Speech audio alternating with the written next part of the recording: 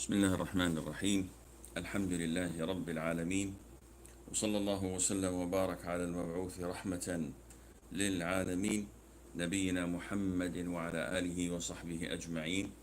أما بعد، السلام عليكم ورحمة الله وبركاته, and welcome to this 30th lesson from our series on Islamic fiqh. And today we're going to talk about practices that are prohibited during the consecration or during ihram. This is known in Arabic as mahdhuratul ihram, things you must not do while you are in the state of ihram. And these things are very important to learn so that you avoid them when you are performing Umrah or performing your Hajj. The first thing that is mentioned in our book: men may not wear anything that is tailored to take the shape of the body or any part of it, whether it is a robe or trousers or anything similar. Where did we get this ruling from? There was a hadith when the Prophet ﷺ was asked by one of the companions, "O Prophet of Allah, what should a muhrim," that is a person in the state of ihram, "what should a muhrim wear?" Now, this question is too generic, because I could say you can wear cotton, you can wear polyester, you can wear skin, you can wear this, you can wear. Asks me, what is prohibited in Islam for people to eat? This is a good question. It's not generic. I could say you're not allowed to eat pork, you're not allowed to eat meat that was not slaughtered, you're not allowed to eat something that is harmful or poisonous, etc. But when someone asks me the opposite and says, what is permissible for people to eat? This cannot be listed down, because there's so many things that are permissible for us to eat. So the logical is to mention the lesser, not to list a whole array of things that cannot be limited. So when the man said, "O Prophet of Allah, what should a muhrim wear?" The Prophet said, ﷺ, answered him in a more intelligent response. He said, "A muhrim must not." So the Prophet limited the things that you're not allowed to wear while in the state of ihram, which means that anything else is okay. So the Prophet said, ﷺ, the muhrim does not wear the turban, does not wear a shirt, does not wear trousers, does not wear the burnus, which is like a hoodie, and does not wear shoes. Full stop. So the scholars looked into these things and started to come up with justifications. And one of the justifications is, as I have just read to you: men may not wear anything that is tailored to take the shape of the body. And jurors and scholars came up with the word makhit, which means something that was sewed with a thread. And they said a muhrim must not wear makhit. They meant that he must not wear anything that was tailored to fit his body parts. Like a shirt, it has sleeves.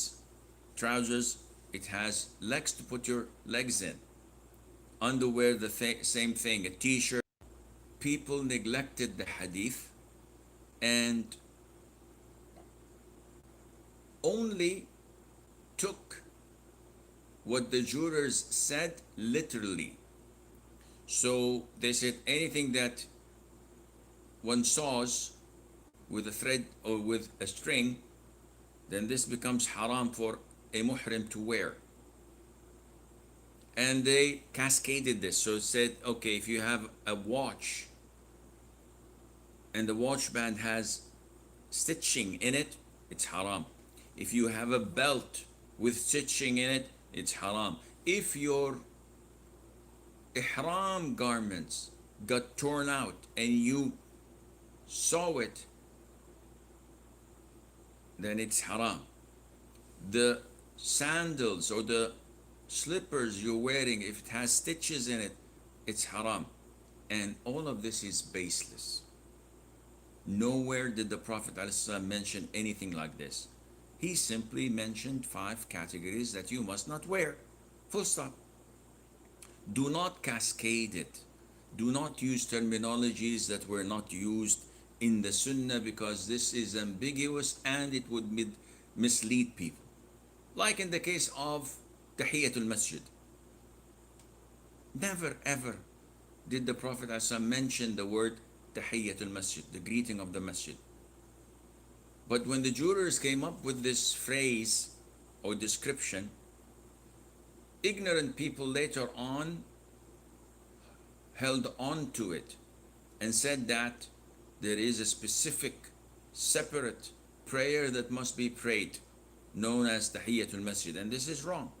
Any 2 rak'ahs you pray, even if it is fard or more than 2 rak'ahs, this suffices for what is known as Tahiyatul Masjid, because you prayed before sitting down, and this is what counts. So going back to our issue, what not to wear is mentioned in the hadith of the Prophet ﷺ. Stick to it.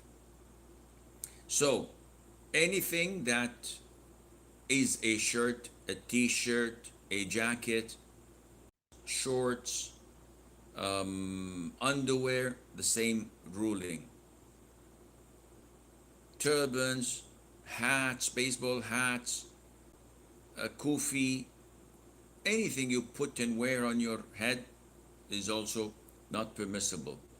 Hoodies, jackets, robes, same ruling. Shoes. So tennis shoes, jogging shoes, normal shoes, not permissible because it covers your heel and ankles. But if you open the heel area and the ankles, and your finger toes can be seen, whether you wear a sandal, whether you wear flip-flops, whether you wear slippers, all of these are permissible.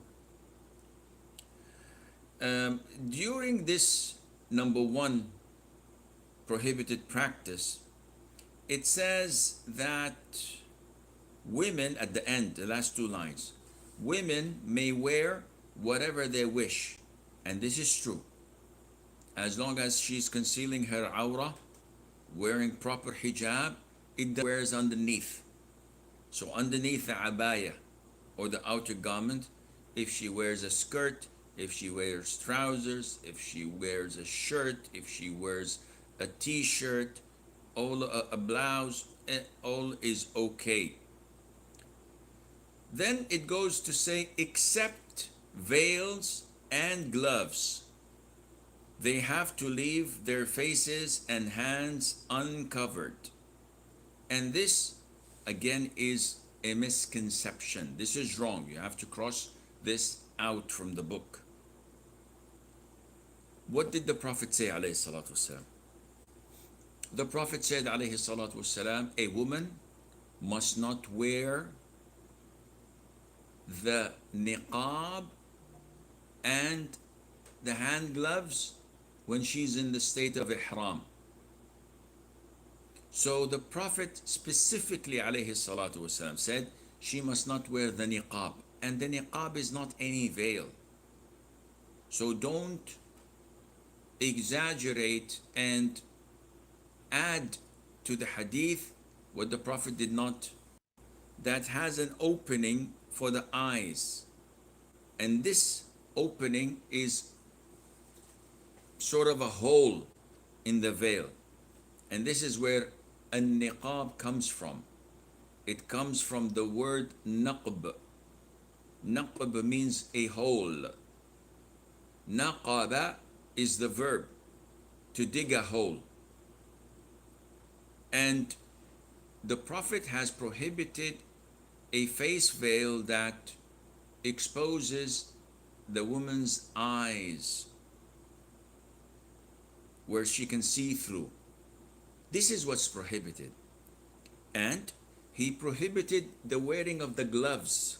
And we all know the gloves, which is something people wear on their hands which has separate places for their fingers, and it covers the whole hand. Ibn Taymiyyah and Ibn Qayyim, may Allah have mercy on their souls, as well as Sheikh bin Baz, Ibn Uthaymeen, and all the great scholars of contemporary times, say that there is not a single text that allows a woman to unveil her face during Hajj.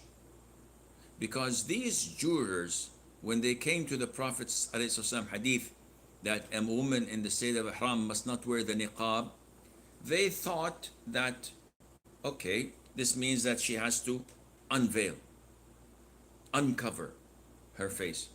But nowhere did the Prophet say that ﷺ.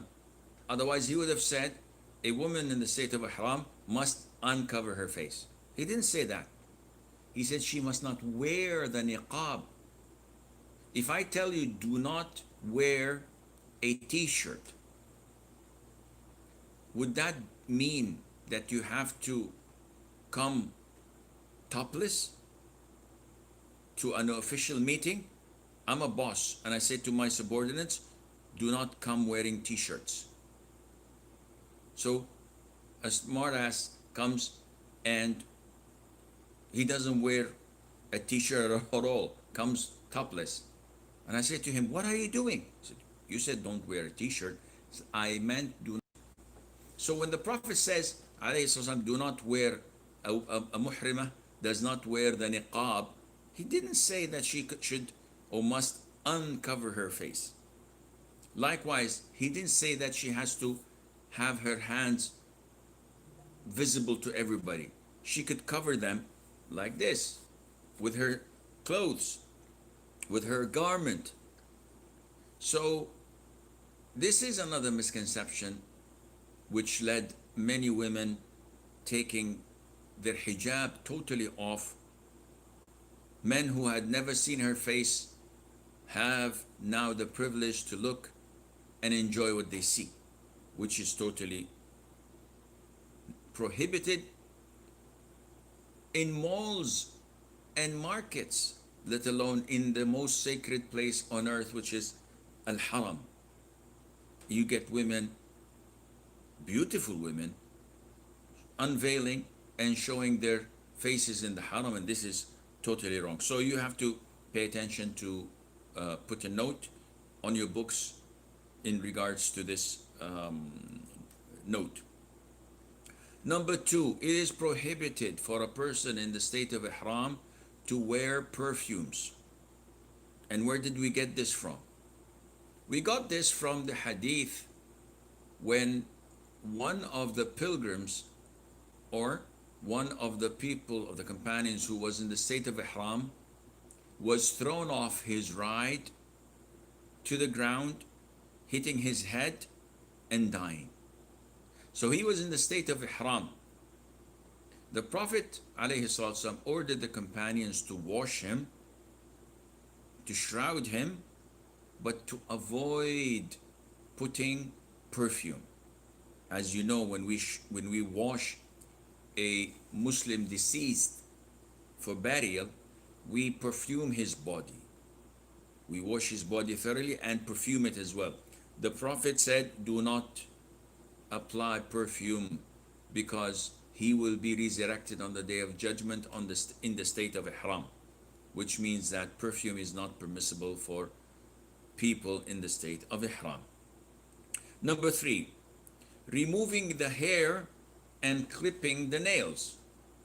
أَحْلِقُوا رُؤُوسَكُمْ حَتَّى يَبْلُغَ الْهَدْيُ مَحِلَّهُ. Once you are in the state of ihram, you cannot shave your heads until the sacrifice is done, meaning that you reach the end of the state of ihram in Hajj. So if you have sacrifice, you sacrifice in Mina, and if you don't, like in the state of Ifrad, then you simply go ahead and shave. And the exception is if a person is sick, then there's an expiation he has to pay, as per the hadith of Ka'b ibn Ujrah, may Allah be pleased with him. Now, clipping the nails was never mentioned in the Quran or in the Sunnah. Yet jurors said that through analogy, it takes the same ruling as shaving the hair or cutting the hair. And likewise, the hair of the rest of the body, not only of the head. So even your armpit hair, your pubic hair, any other type of hair, removing it while in the state of ihram is not permissible. This is an act of luxury. Scholars use the word taraffuh. It's an act of luxury that this is not the time for it. And they measured clipping the nails to be similar to it, but as Sheikh Ibn Uthaymeen says, that this is not a clear-cut evidence, yet it is best to be safe and say what the jurors said just to avoid any controversy. Number 4, a man may not use a head cover. So we mentioned this in the beginning, wearing of turbans. But not only turbans that you goes round and round and round. This, what I'm wearing, is also prohibited. What I'm wearing underneath the head cap is also prohibited. A baseball cap is prohibited. Anything that is worn on your head is not permissible. However, you can sit under the shade of a tree. You can carry an umbrella. You can shade yourself with a big curtain on top of your head, not on it. There's no problem in shading. Unlike what the Rafid, they have buses with no roofs on top of them. And this is too extreme. The Prophet himself, ﷺ, had the companions shade him and hold something to protect him from the sun and build a tent for him in Arafat, etc. So what they're doing is definitely not according to the Sunnah. Again, in this number 4, it says in the end, women may not cover their faces with something like a veil, whether showing their eyes or not. This is totally wrong. Please cross it out. It shouldn't be in our book. Okay. Now, it also mentions in this point that the things that are prohibited in Islam for a muhrim to make, you don't immediately jump the gun and say to someone who did it that you have to do expiation. So one comes to you and says, Sheikh, I wore perfume while I was in the state of ihram. You don't immediately say you have to feed 6 poor people or fast 3 days or slaughter a sheep in Mecca and distribute it to the poor at Haram. You have to inquire, ask, why did you wear perfume? One says, why should I ask? He's the one who committed this sinful act. Yes, but these 9 categories, or more or less, depending on how, what's the number of these, if committed due to ignorance or forgetfulness or compulsion, there's no expiation. So one comes to me, I'm in the state of ihram, and he says, wow, this is beautiful perfume. Would you like to smell it? And I said, okay. And she, psh, psh. Oh, that's nice. Thank you. Afterwards, someone comes to me, Sheikh, you're in the state of Ihram. Why did you apply perfume? I said, I don't know. Why wouldn't I? It has a good smell. Yeah, but it is one of the things prohibited for. In this case, because he did not know the ruling, there's no expiation on him. Also, if he says, oh my Allah, subhanallah, I know it's haram, but I totally forgot that I was in the state of ihram. In this case, forgetfulness, you're exempted. Or someone comes to you with a gun and he's serious. Say, listen, either you apply this perfume, either you shave your head now. He's forcing you, and he has a gun at me, threatening me, and the threat is genuine and real. Either you do this or I'm gonna hurt you. In this case, Islam tells you no problem, go ahead with it, and there's no expiation because you were compelled, you were forced, you were under threat. So it is important to know these things. It's mentioned in number 4 that as when the person concerned learns of the prohibition or remembers, or the compulsion is ended. This is when you have to stop, and Allah Azza wa Jalla knows best. Number 5, proposing or marrying for oneself or someone else. You on this sacred journey are going to Allah Azza wa Jalla, seeking His forgiveness, asking Him to accept your sincerity. When you propose, so you see an uncle and he's very kind and he's telling you about his daughter and how educated she is and how beautiful she is, and you need to get married. So you propose and say, okay, uncle, would you accept me to marry your daughter? Here you get a red flag. You have committed one of the prohibited acts of Hajj, of Ihram. And also, if you go a further mile, when he accepts and then you say to him, okay, let's get the marriage contract conducted. I have 2 witnesses. You give me the proposal. I give you. Have performed something that is prohibited to be performed while in the state of Ihram. Number 6, sexual intercourse with the missus, with the wife. And this has 2 rulings. One, if you do it before what is known as the first tahallul, because there are 2 tahallul in Hajj. One is done on the day of Eid, when you do the stoning of the grand Aqaba, the big Aqaba, and you shave your heads. Now everything is halal for you with the exception of intercourse. When does intercourse become permissible? Is when you perform Tawaf al-Ifada and Sa'i al-Hajj. With this, you've concluded everything from the pillars of Hajj, and you can go ahead with being intimate with your wife.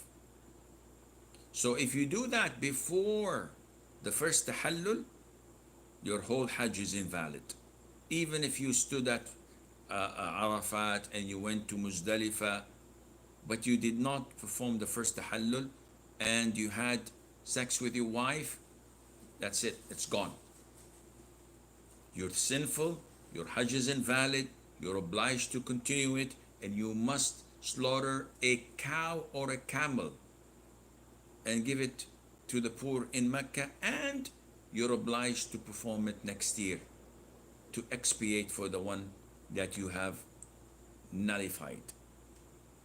But if you did it after the first tahallul, before tawaf and sa'i of Hajj, then you are sinful and you have to slaughter a sheep And some scholars say you have to perform tawaf and sa'i al-hajj in your ihram because you have done such a sin, and Allah knows best.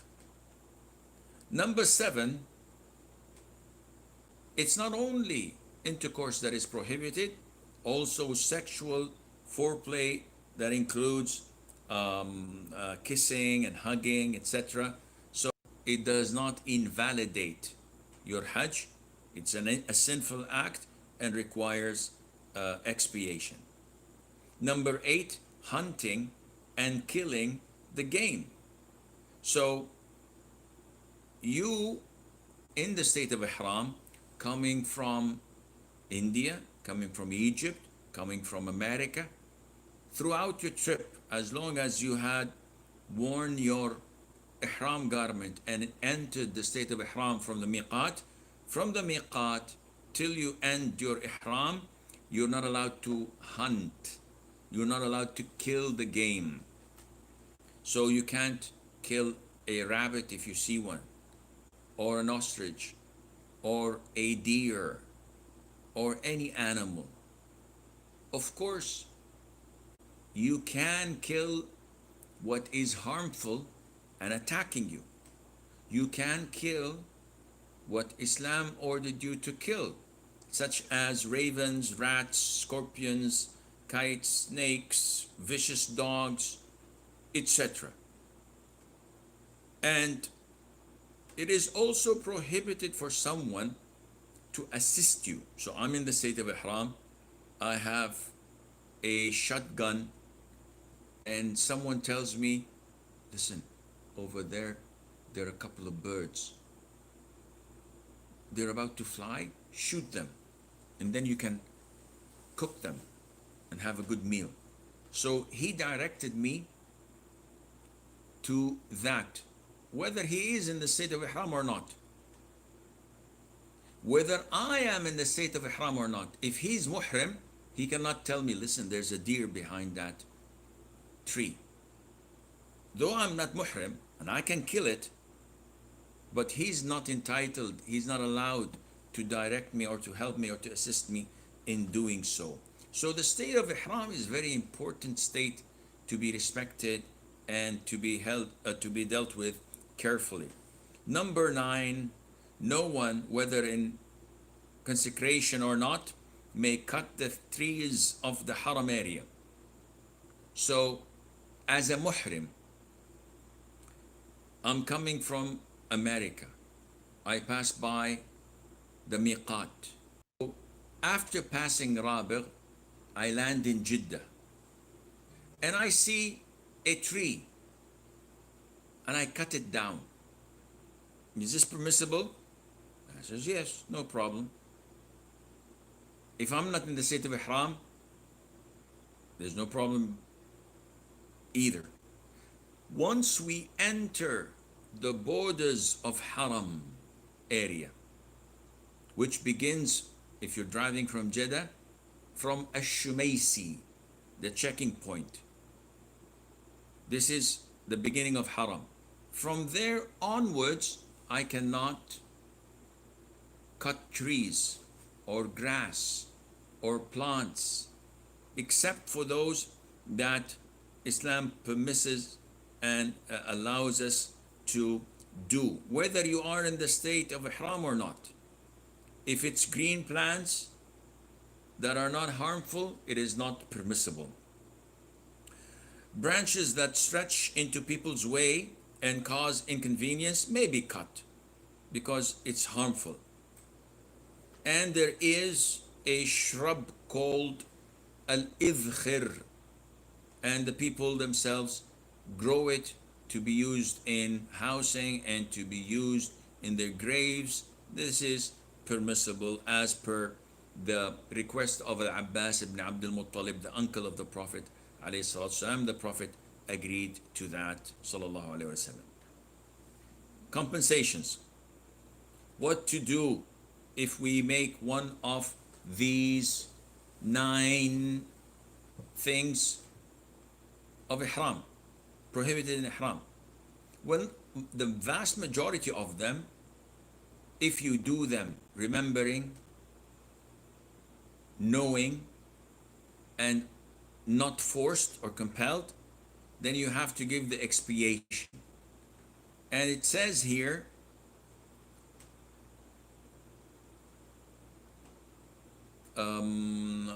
without ejecting comparison with me, three things.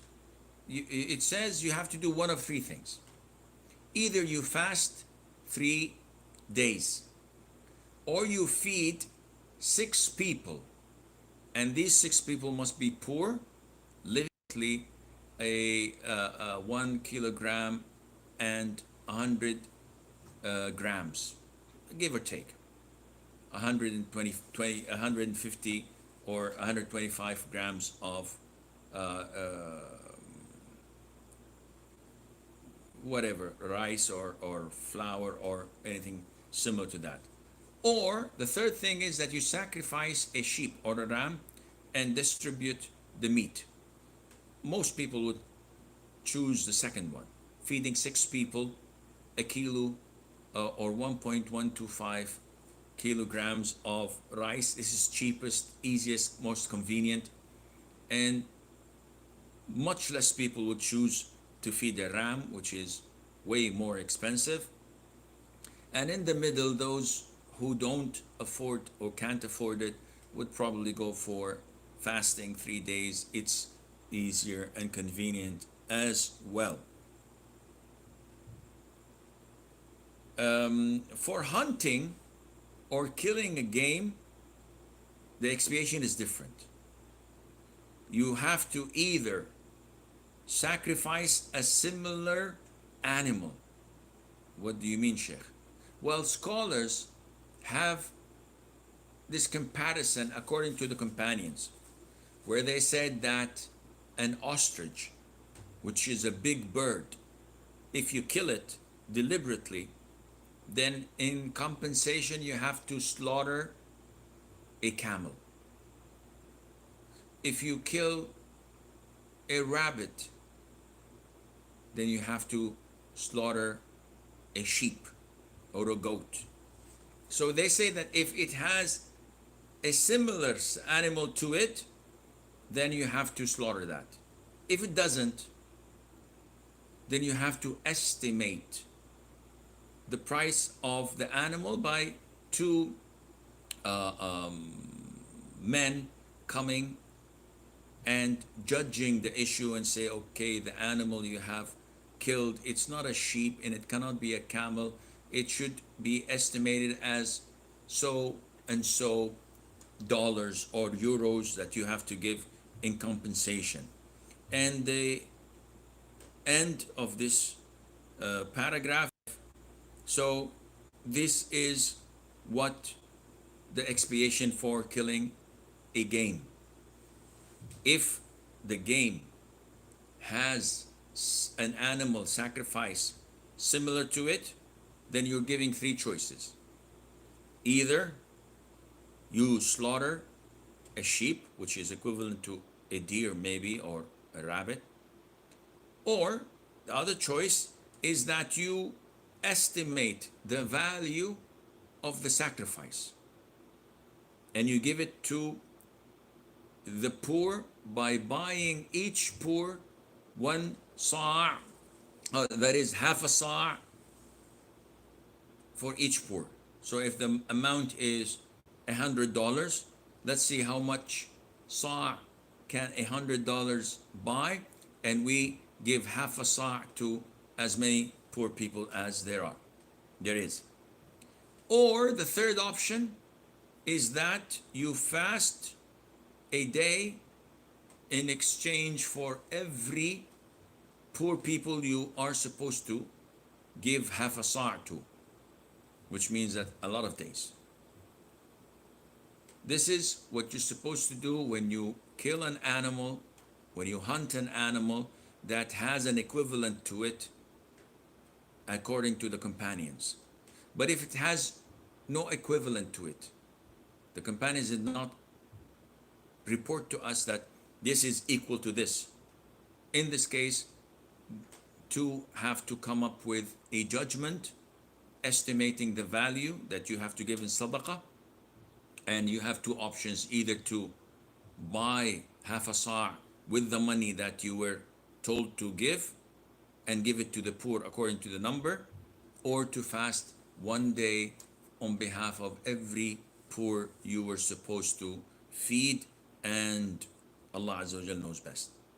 As for sexual intercourse during the pilgrimage before the first release from the ihram, this renders that the pilgrimage is invalid, as I stated. And as I stated, this is before the first tahallul. Further compensation is required, including repentance, sacrificing a camel, making up for the missed or for the pilgrimage the first before the first release of the consecration. But if it was done afterwards, then again you have to give a sacrifice and distribute the meat to the poor round the Kaaba, round the Haram area. The only thing that has no expiation from these 7 things, as mentioned, as the jurors say, is when you make a proposal for marriage in the state of Ihram, or you get married, and when you cut green grass or plants. There isn't any expiation mentioned for that, though it is sinful and though it is one of the things prohibited in Ihram, and Allah Azza wa Jal knows best.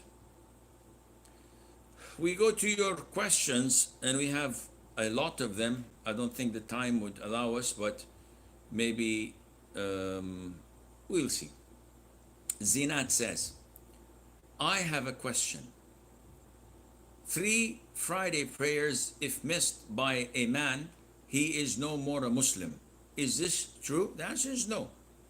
The hadith says that whoever misses 3 consecutive Fridays, Allah will seal his heart. Seal his heart. It has nothing to do with Islam and Kufr. And sealing the heart, as scholars say, refers to being unable to be reminded or to understand the Quran and the Sunnah, being neglectful. But you are still a Muslim, and if you repent, Allah will forgive you. Now, why would Zinat ask such a question? Because under the curfew and the lockdown, most of the Muslims are forced to skip 3 or more Fridays due to the ban over praying in the masjid. For example, I personally did not pray the past 2 Fridays, as well as everyone in Saudi Arabia. And next Friday, COVID-19 crisis, may Allah Azza wa Jal uplift it from all over the world and save us all from it. So are we included in those whose their hearts are sealed? The answer is no.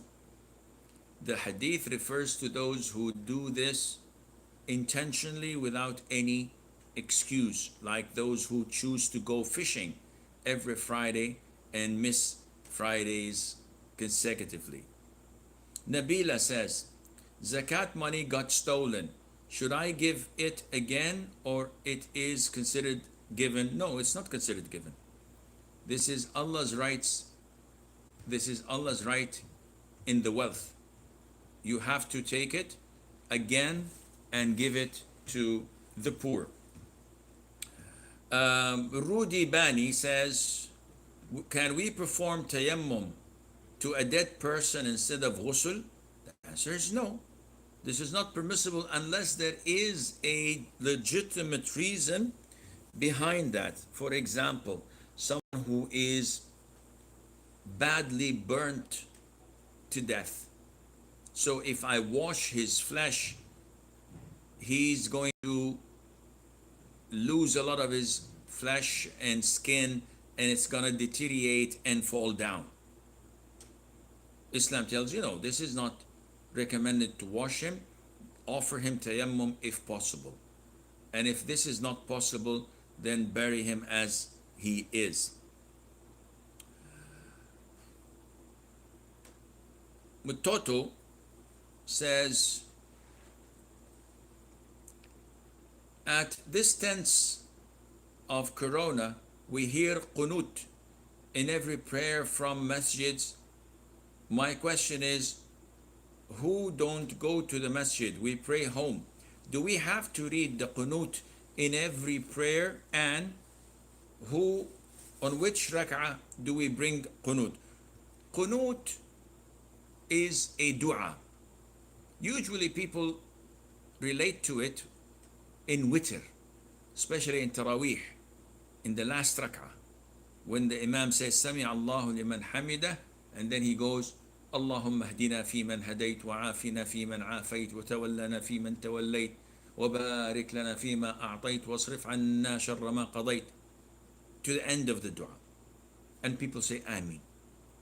However, in times of tribulations and calamities, the jurors say that it is permissible to ask Allah Azza wa Jal in the last rak'ah of all 5 prayers, Dhuhr, Asr, Maghrib, Isha and Fajr. After rising from the ruku', he says, O Allah, save our country from such calamities. O Allah, take away your wrath and anger from us. O Allah, cure those who are ill and protect in congregation, or doing it on your own, insha'Allah. Yasin says, can I give zakat money to my sibling who is who is needy, and will it be accepted by Allah as zakat? If you would not inherit your siblings, you can give them from the zakat if they are needy or poor. So let's analyze the conditions. I have a brother. If my brother dies, will I inherit him? Well, this depends. If my father is alive, I will not inherit anything from my brother. So I can give him from zakat if he's poor or needy. If my father is dead, but my brother is married and has a son, once he dies, his son, along with his wife and his sister, that is the daughter of my brother, and his son and his wife of the deceased, would inherit, and I would take 0. In this case, if he's poor or needy, I can give it from zakat. But if my father is no longer living and he has no children, when he dies, I will inherit him if he had any money. In this case, it is a duty upon me to provide for him because he's needy, and I would inherit him if he dies. So I cannot give him from my zakat. Is zakatul mal applicable to buildings? Well, you should tell me, Yasin, because we spoke about this in details and said that there are 4 known categories, and according to the book there are 5, but 4 is what is known, that are zakatable. Having buildings is none of them, unless you are a real estate agent selling and buying buildings. But if you're not, and you just have 1 or 2 buildings, you're renting them and you're getting money off them, there is no zakat on it. There is zakat on the cash if it remains with you for a whole lunar year. Yasin again says, what's the ruling on combining Dhuhr and Asr prayers because of my name and combining 2 prayers? This is not permissible unless you are forced, meaning that you come back from work at 8 o'clock, you go to sleep at 11, totally wasted, tired. You set your alarm at 3 o'clock so that you can pray dhuhr, and you set another alarm and you instruct your family to wake you up, and they try to do that without any veil. And you find yourself waking up at 5 o'clock or 6 o'clock just before Maghrib. In this case, yes, you can combine Dhuhr and Asr because it is out of your control. But to go to sleep, determined not to wake and not to set the alarm clock except at 5 or 6, this is prohibited in haram. Zahra says, I'm a working woman and I'm the one who's feeding my husband and kids. If I haven't saved any money, still, am I obliged to give zakat? Of course not. If you don't have any savings, whether you or your husband, there's no zakat. Someone who can barely make ends meet, so he receives $1,000 a month, and at the end of the month he has $1 or $2 or nothing, or not the threshold at least. Is he obliged to pay zakat? The answer is no, until he saves the threshold or more for a lunar year exactly. Ziblim says, can one make dua in a cemetery by raising hands? If you're talking about making dua for yourself, the answer is no, this is not permissible. But if you're making dua for a deceased, so I go and visit my father's grave, and while standing there I raise my hands and I say, oh Allah, forgive my father, expand his grave, fill it up with light, open windows from paradise for my father, there's no problem in that, none whatsoever. Yasin says, what is the ruling on having a wife who gets riba money to help with her parents? Consuming riba money, interest money, whether to help her parents or to do anything with it, is a major sin and is totally prohibited. You have to advise her and stop her from doing that. Jami says,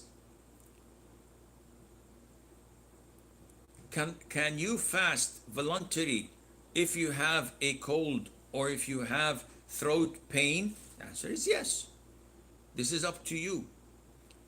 If you recall, when we explained the chapter dealing with fasting, we said the illness is one of three: easy or moderate, which fasting would not burden you, it would not harm you, it would not delay your recovery. In this case, fasting is better than breaking it.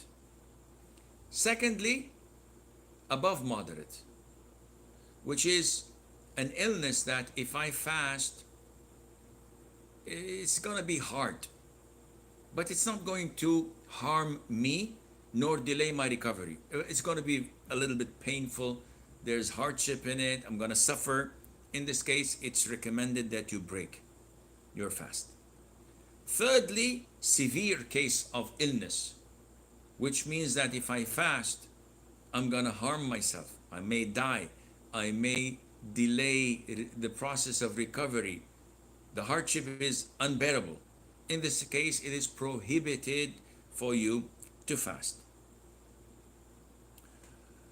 Kun says, let us know if this is authentic. And he's asking, is it according to the Quran and Sunnah, but he does not mention any hadith or any topic. So I don't know what to say. Sahra says, can one perform 6 rak'ah sunnah prayer of dhuhr after dhuhr prayer? Well, if you're referring to the 2 rak'ahs after dhuhr, there's no difference of opinion. Yes, you can. But you're referring to the 4 rak'ahs before dhuhr prayer, prior to it. Can we do it afterwards? If you have a legitimate God, you can make it up afterwards. But if you deliberately don't want to pray it except afterwards, no, this is not legitimate. Sana says, what about lactating mother and pregnant women's fast. We also spoke about that. And we said that if there's hardship or difficulty or they fear for their child, they can skip fasting and make it up later on when no obstacles exist. Afia says, is this happening when the person is in deathbed? Can she see their brother? No. This is a misconception that when a dying person is on his deathbed, just before dying, he says, I see my deceased parents, or my father, or my uncle, or my brother, or a wife or a husband. All of these are hallucinations from a person on his dying bed, or it's the jinn pretending to be that so that they would distract him from saying La ilaha illallah or from having a good ending. But the dead do not appear as they are gone. Again, Afia has another question.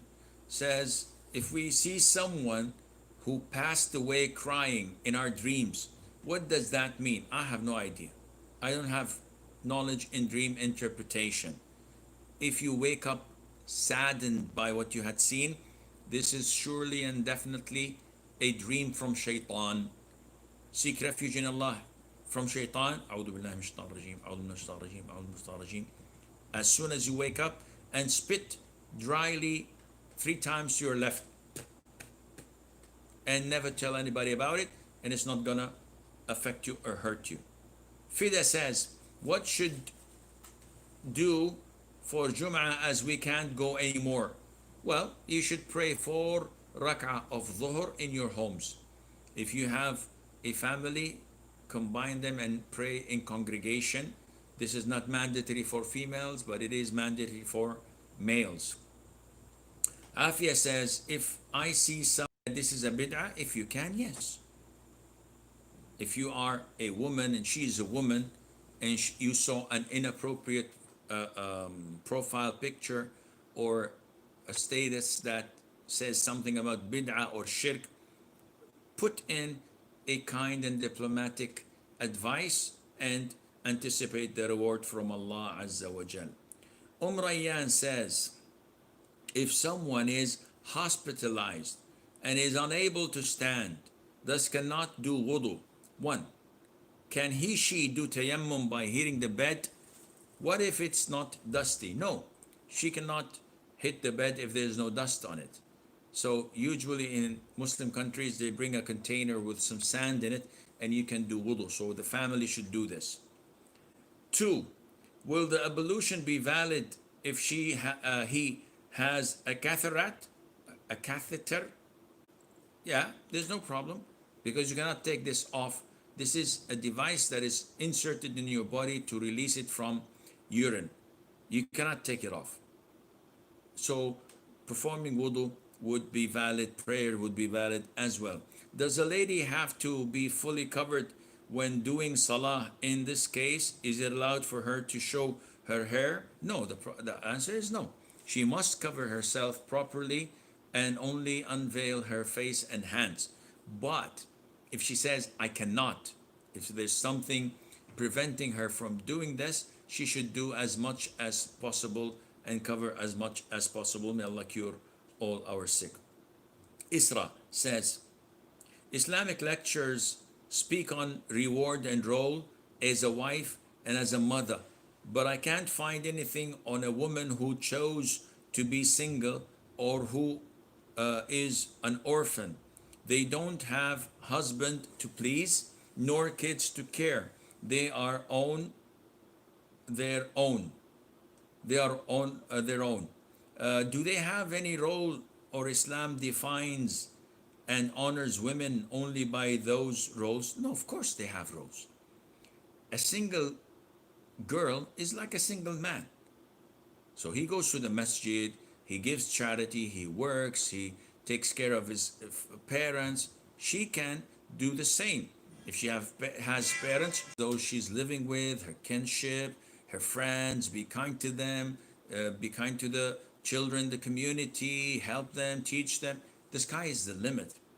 But of course, the norm is Islam highlights the importance of the role of a wife and a mother, because this is the norm. Being single is not the norm, but if one was forced to be single, then they still can be productive.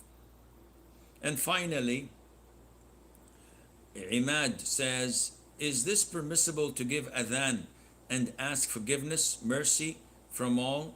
I'm asking this because I heard adhans from multiple mosques in Kashmir at 11:30 p.m. No, this is an innovation.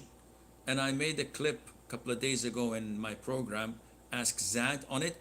I'll inshallah try to upload it on Facebook, Twitter, and probably my personal Instagram account. So watch it and it will give you inshallah a deeper look into this bid'ah. هذا والله أعلم ونسبة العلم إليه أسلم.